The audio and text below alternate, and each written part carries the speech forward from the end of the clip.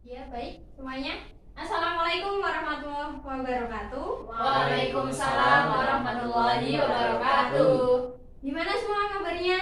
Alhamdulillah baik. Alhamdulillah ya kalau baik semua. Oke, dan hari ini mata pelajarannya ya, ini Al-Quran Hadis. Akan saya sampaikan materi nanti. Kemudian pada hari ini materi kita yaitu mengenai tujuan dan fungsi Al-Quran. Dan sebelum kita mulai, saya mau absen dulu. Muhammad Sidni. Hadir Bu. Oke. Korina. Hadirah. Oke. Muna Sofa. Hadirah Bu. Iya, alhamdulillah ya hadir semua. Alhamdulillah. Ya, dan sebelum saya mulai menerangkan dan proses KBM ini kita mulai, ya kita berdoa terlebih dahulu ya. Kita bareng-bareng baca basmalah.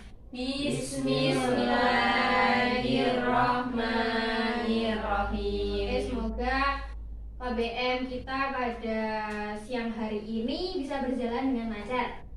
Tuh.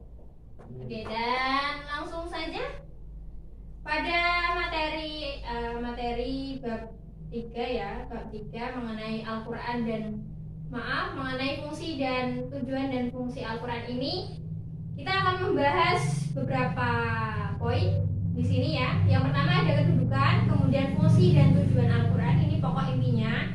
Kemudian yang terakhir ada penerapan ataupun perilaku di situ seperti itu. Itu saja ada 3 poin yang akan kita bahas pada pertemuan kali ini. Dan untuk selanjutnya saya punya permainan di sana ya, punya alat edukasi. Ya, nanti kita akan bermain-main dengan alat itu yang sudah saya siapkan. Itu ya, siap ya semuanya ya? Siap Bu. Oke, saya menerangkan sambil menulis, nanti bisa diperhatikan.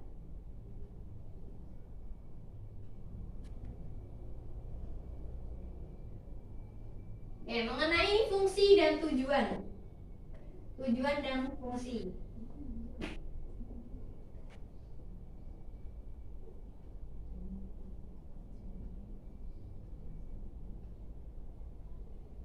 Tujuan dan fungsi dari Al-Quran.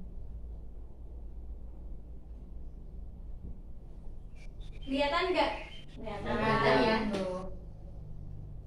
Oke, poin yang pertama, saya akan menjelaskan mengenai kedudukan terlebih dahulu. Kedudukan.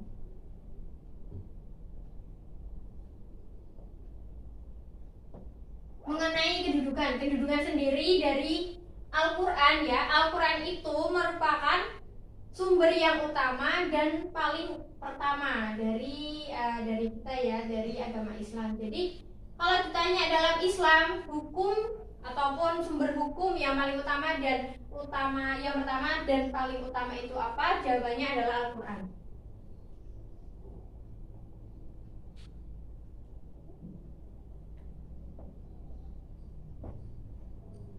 Poin yang kedua, langsung pada pokok inti dari tujuan dan fungsi. Tujuan dan fungsi ya, tujuan dan fungsi. Mengenai tujuan dan fungsi ada 3 pokok poin penting. Yang pertama yaitu Al-Quran sebagai petunjuk. Yang kedua sebagai sumber hukum.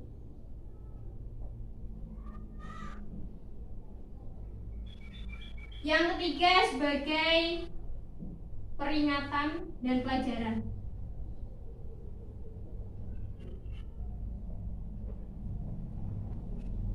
Ini. Kemudian poin yang ketiga mengenai penerapan.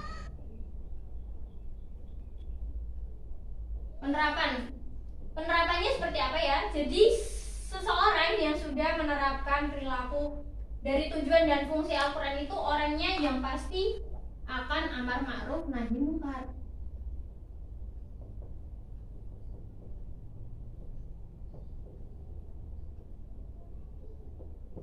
Seperti ini. Ya. Saya jelaskan lagi. Jadi pokok pembahasan kita mengenai tujuan dan fungsi Al-Quran itu, yang pertama adalah kedudukannya. Jadi Al-Quran itu berkedudukan sebagai dasar hukum ataupun sumber hukum yang utama dan pertama dalam Islam, seperti itu. Kemudian mengenai tujuan dan fungsinya, inti dari ini yang pertama itu yaitu sebagai petunjuk. Kemudian sebagai sumber hukum, pastilah sumber hukum, bahwa kedudukannya aja di sini paling utama dan pertama, seperti itu. Kemudian yang ketiga, tujuan dan fungsinya yaitu sebagai peringatan dan pelajaran, di mana di dalam Al-Quran itu dijelaskan mengenai peringatan-peringatan dan pelajaran-pelajaran mengenai agama Islam, seperti itu. Kemudian mengenai penerapannya, jadi orang yang sudah menerapkan tujuan dan fungsi Al-Quran menandakan ataupun dalam perilaku sehari-harinya itu dia selalu amar ma'ruf dan nahi mungkar, seperti itu. Mungkin itu penjelasan dari saya. Silakan, ada yang mau tanya? Oke, Mbak Korina, apa gimana? Perilaku amar ma'ruf nahi mungkar itu maksudnya apa ya? Maksudnya apa? Oke, jadi yang dimaksud adalah orang yang sudah menerapkan dari amar ma'ruf nahi mungkar ini, yaitu amar ma'ruf, selalu berbuat kebaikan, ya. Selalu berbuat kebaikan, di mana ini juga yaitu tidak selalu menjalankan ajaran dari agama Islam, perintah-perintah Allah, seperti itu. Kemudian nahi mungkar, menghindari semua larangan yang dilarang oleh agama Islam, seperti itu. Ya. Itu paham Mbak Karina? Paham, Bu. Ya, jadi seperti itu ya, menghindari yang buruk-buruk. Kemudian tidak meninggalkan ya, ataupun di sini selalu melaksanakan perintah-perintah dari Allah SWT, seperti itu. Oke? Paham ya? Gambarannya mungkin seperti itu, dan kita langsung bermain-main di game yang sudah saya siapkan di sini. Di sini ada yang namanya game kantong ajaib. Kantong ajaib. Jadi nanti di dalam sini akan ada, sudah saya siapkan beberapa soal. Kemudian saya di sini punya kartu. Nanti kalian bisa ambil kartu dan di dalamnya ada nomornya. Nomor ini menunjukkan amplop ataupun kantong yang kalian pilih, yang di dalamnya itu ada soal dari saya, seperti itu. Oke, saya tunjuk yang pertama. Nggak mau masuk, Pak? Berdiri di sini. Sebelah sana. Sini. Oke, Mbak Muna. Silakan bisa dipilih. Nomor berapa? Nomor 5. Oke, nomor 5. Saya ambil ya. Di sini dari kantong ajaib ada kalimat kunci, di mana pertanyaannya Al-Quran sebagai sumber hukum yang utama dan pertama itu termasuk apa, Mbak Muna? Termasuk dalam kedudukan, Bu.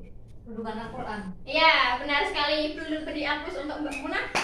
Benar ya. Jadi Al-Quran, silakan bisa duduk. Jadi Al-Quran sebagai sumber hukum yang utama dan pertama itu penjelasan dari kedudukan, seperti itu. Ya, mungkin itu ya. Jadi permainan pada siang hari ini dari saya. Kesimpulannya jadi kedudukan Al-Quran itu yaitu sebagai sumber utama dan pertama dalam Islam. Kemudian tujuan dan fungsi Al-Quran sendiri itu yaitu yang pertamanya sebagai petunjuk, sebagai sumber hukum. Kemudian di dalamnya juga ada peringatan dan pelajaran, seperti itu. Kemudian penerapan dari orang yang sudah memfungsikan Al-Quran ya, dia akan selalu melaksanakan amar ma'ruf dan nahi mungkar, seperti itu ya. Itu mungkin penjelasan dari saya mengenai tujuan dan fungsi Al-Quran pada pertemuan hari ini, dan semoga bermanfaat ya materi pada siang hari ini.